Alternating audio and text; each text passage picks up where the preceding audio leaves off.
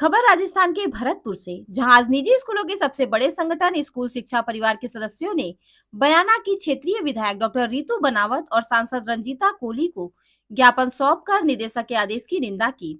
School शिक्षा परिवार के संभाग प्रभारी उदयभान शर्मा ने बताया कि निदेशक द्वारा हर महीने निरीक्षण के आदेश पारित करना संवैधानिक नहीं है। यह विवादित और अवैध वसूली की नीयत से लिया गया निर्णय है। इस अवसर पर स्कूल शिक्षा परिवार के संभाग प्रभारी उदयभान शर्मा, प्रदेश कार्यकारिणी सदस्य प्रेम शंकर तिवारी, संभागीय सलाहकार गोविंद नहरौली, महेंद्र शर्मा, अनिल उपाध्याय, गोकुल शर्मा, बच्चू शर्मा, ब्लॉक अध्यक्ष पिंटू राजेश खरेरी आदि के साथ साथ लगभग सैकड़ों स्कूल संचालक उपस्थित रहे। देखिए बयाना से reporting incharge magazine Hariom Upadhyay की रिपोर्ट। आगे आपकी रणनीति क्या है? देखिए, पूरे राजस्थान में प्रत्येक विधानसभा में विधायकों को ज्ञापन दिया गया है और ज्ञापनों के माध्यम से ये कहा गया कि इस प्रकार के आदेशों को वापस लिया जाए। परंतु यदि सरकार अपनी हठ धर्मता पर अड़ी रहती है तो निश्चित रूप से निजी स्कूलों के सामने एक बड़ा आंदोलन करने के अलावा कोई विकल्प नहीं है। सारे स्कूलों को बंद रखते हुए एक बहुत बड़ा आंदोलन किया जाएगा सरकार के खिलाफ, और आने वाले जो लोकसभा चुनाव है इनमें सरकार का विरोध किया। बयाना से हम यह देख पा रहे हैं कि बयाना ही नहीं, संपूर्ण राजस्थान के स्कूल संचालक, निजी स्कूल संचालक किस प्रकार से राज्य सरकार के आदेशों से परेशान है, शिक्षा विभाग से परेशान है। क्या समस्याएं सर आपकी? एक्चुअल में क्या है कि राज्य सरकार के संपत राव जी स्कूल डायरेक्टर है प्रारंभिक एजुकेशन के, उन्होंने क्या आदेश निकाला है कि 28 बिंदुओं के साथ में निजी स्कूलों का निरीक्षण किया जाए।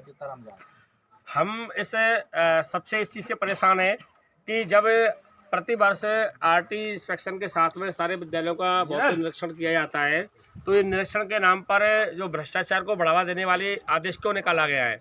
हम सारे स्कूल वाले ऐसे आदेशों की निंदा करते हैं और सरकार से मांग करते हैं कि इस प्रकार के आदेशों को निरस्त करते हुए प्राइवेट स्कूलों को एक स्वच्छ तरीका से विद्यालय संचालन कर दिया जाना चाहिए।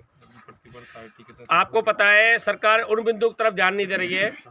बिंदु के जो मान्यता के नियम है, जब संस्थाओं के मान्यता के नॉर्म्स पूरे करके ही मान्यता दी जाती है तो फिर इंस्पेक्शन किस बात का?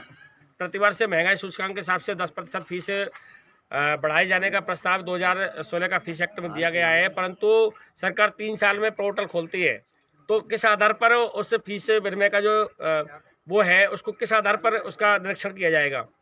दूसरा, आरटी का जो पेमेंट भुगतान है, लास्ट ईयर का भुगतान अब किया जा रहा है जबकि सारे स्कूलों का नहीं हुआ है और ये पूरा सेशन बीत चुका है, तो इसके बाद भी भुगतान कब किया जाएगा? पहले सरकार इन चीज़ों का जवाब दे और ये विषमता भरे जो इसके आदेश है, जो ये गलत आदेश जिस प्रकार से थोपा जा रहे हैं, इनको बिल्कुल अपने वापस ले और निजी स्कूलों को विद्यालय संचालन स्वतंत्र रूप से किया जाना चाहिए। दूसरा, कक्षा 5वीं की जो मार्कशीट है, एक तरफ सरकार आदेश निकालती है निजी स्कूलों से फीस ली जाए और सरकारी स्कूलों से नहीं ली जाए, ऐसा क्यों?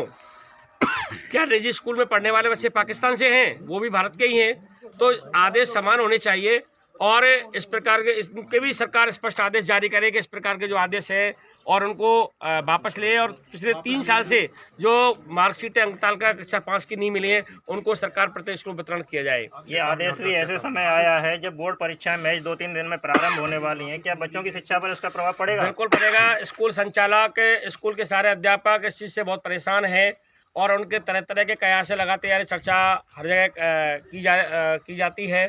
विभिन्न स्कूल संचालकों के हमारे पास में फ़ोन आते हैं और इस प्रकार से जो एक मनोयोग से जो स्कूल संचालक बच्चों की तैयारी में संलग्न थे, उनका निश्चित रूप से डिस्टर्बेंस हुआ है और वो उस पर ध्यान न दे करके इन निरीक्षणों की तरफ उनका ध्यान हुआ है। इसलिए बच्चों की जो पढ़ाई है उस पर निश्चित रूप से प्रभाव पड़ेगा।